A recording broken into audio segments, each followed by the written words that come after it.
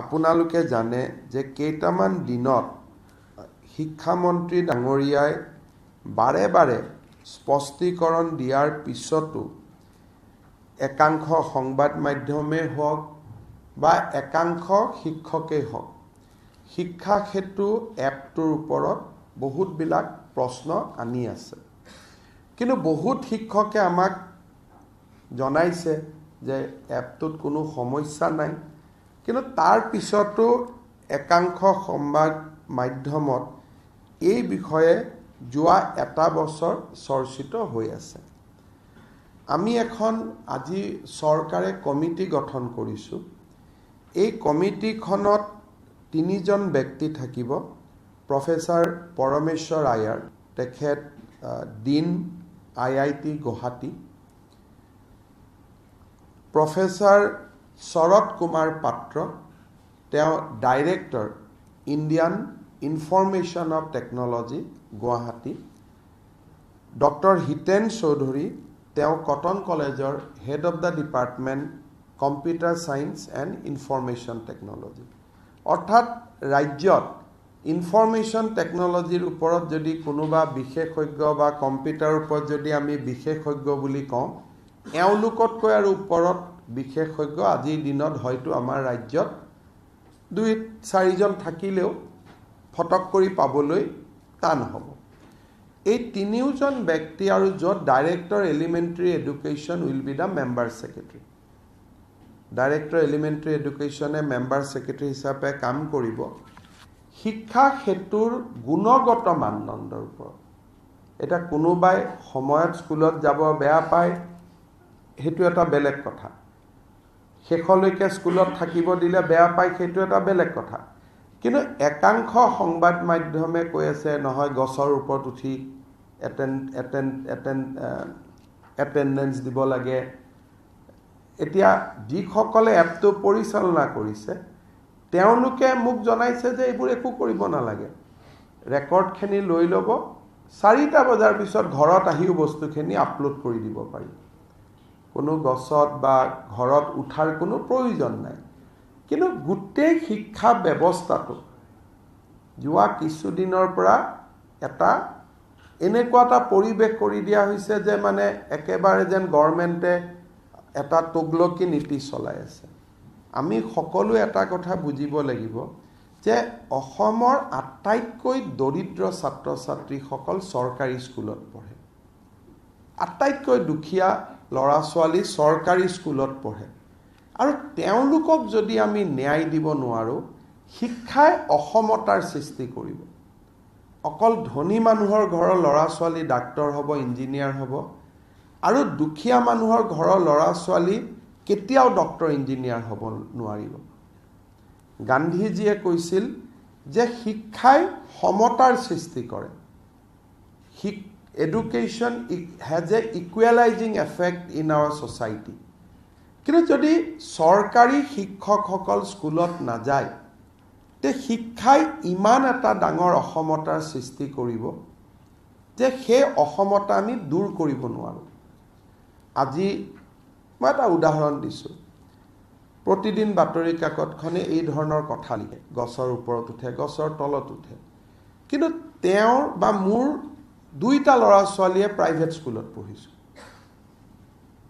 গতিকে এই দুখীয়া দৰিদ্ৰ চৰকাৰী স্কুলত পঢ়া ল'ৰা ছোৱালীৰ যিটো প্ৰয়োজনীয়তা যে শিক্ষক এজন তেওঁলোকৰ বাবে মৌলিক অধিকাৰ, শিক্ষকজন তেওঁলোকৰ মৌলিক অধিকাৰ, that is their fundamental rights.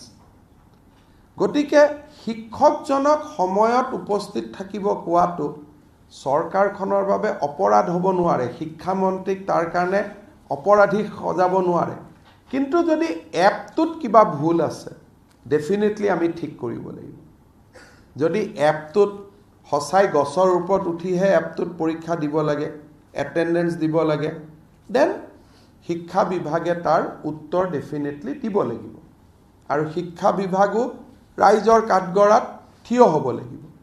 সেইকাৰণে মই অসমৰ শিক্ষক সমাজক অনুৰোধ কৰিম যে যিসকলে এপটোৰ গুণগত মানদণ্ডৰ ওপৰত প্ৰশ্ন কৰিছে তেওঁলোকে ডাইৰেক্টৰ এলিমেণ্টাৰী এডুকেশ্যনৰ ওচৰত তেওঁলোকৰ অভিজ্ঞতাখিনি লিখি দিলে।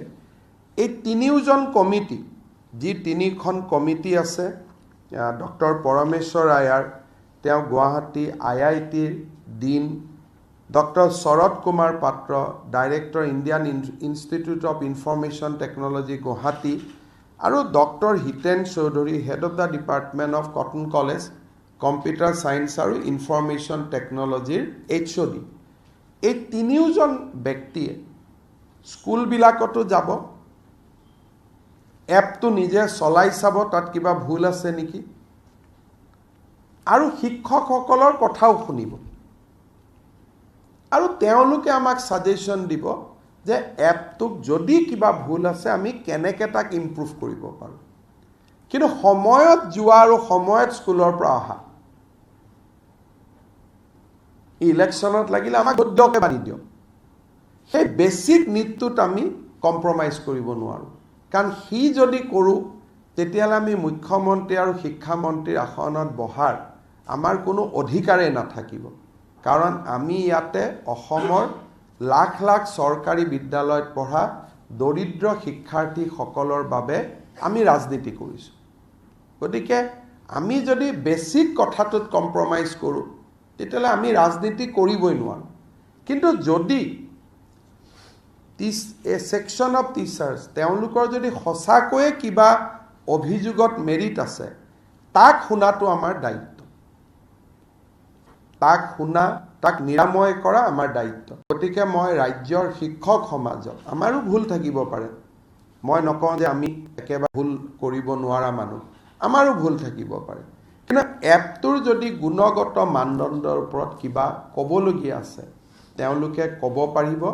আৰু এই তিনিওজনীয়া কমিটিক মই ৰাজ্যৰ তিনিখন চৰৰ বিদ্যালয়ত গৈ, চৰ চাপৰি বিদ্যালয়ত গৈ, তিনিখন পাহাৰৰ বিদ্যালয়ত গৈ, তিনিখন পাহাৰ, তিনিখন চৰ আৰু তিনিখন আমাৰ একেবাৰে পিছপৰা অঞ্চলৰ স্কুলত গৈ এপখিনি ৰাতিপুৱা সেই সময়টোত নিজে ব্যৱহাৰ কৰি আমাক পৰামৰ্শ দিবলৈ মই আহ্বান জনাইছোঁ। কমিটিখনৰ লগত ময়ো কথা পাতি ল'ম। জুলাই মাহৰ 31 তাৰিখলৈকে, যিহেতু গৰম বন্ধ থাকিব, সকলো শিক্ষকক এই কমিটিত মই তেওঁলোকৰ অভিজ্ঞতা কমপ্লেইন দিবৰ বাবে মই অনুৰোধ কৰিম। অহা কালি বা পৰহি পেপাৰত ইমেইল একাউণ্ট আদি কমিটিয়ে দি দিব, আৰু আমি নিৰপেক্ষভাৱে এই কমিটিখনৰ প্ৰতিবেদন অহা 1 ছেপ্টেম্বৰত ৰাইজৰ আগত আমি প্ৰকাশ কৰিম। যে কিবা যদি বেয়াও দেখিছে এপটোত আমাক কি ক'ব, তেওঁলোকে ক'ব যে দুটা আৰু ইয়াত প্ৰভিজন সোমাই লওক, দুটা ভাল ছফ্টৱেৰ আনক, ভাল কৰক। ভাল কৰাততো আমাৰ কোনো আপত্তি নাই, চ' উইল ডু ডেট। মই ভাবোঁ যে এই ব্যৱস্থাৰ পিছত ৰাজ্যৰ শিক্ষা ব্যৱস্থাত যোৱা এটা বছৰ ধৰি যিকোনো কাৰণতে সৃষ্টি হৈ থকা তিক্ততাৰ অৱসান ঘটিব। আৰু শিক্ষামন্ত্ৰী ৰণোজ পেগু ডাঙৰীয়াৰ লগতো মই কথা পাতিছোঁ, তেওঁ কৈছে যে মোৰ কোনো আপত্তি নাই, মুখ্যমন্ত্ৰীয়ে যদি এনেকুৱা কমিটি এটা গঠন কৰি দিয়ে মই আদৰণি জনাম।